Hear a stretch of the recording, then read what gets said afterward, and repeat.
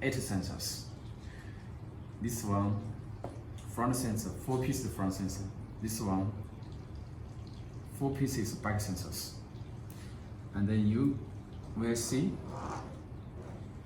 from the right to the left, the first part is buzzer. Make an alarm buzzer. When you reverse the car, there is obstacles behind the car, it will make alarm.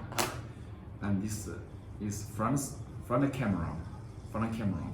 When you press the 40 blocker, it will trigger this camera. It will be working. And next to this front camera is back camera. This one, back camera.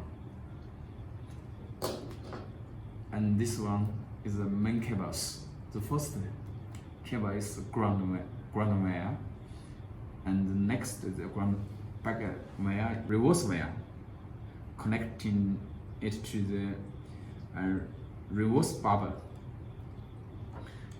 And this yellow cable is 40 blocker wire, and this white cable is ACC wire.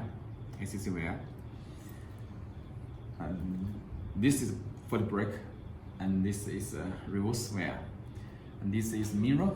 Yes, this don't connect this, and this red collector is for supplying power to this mirror.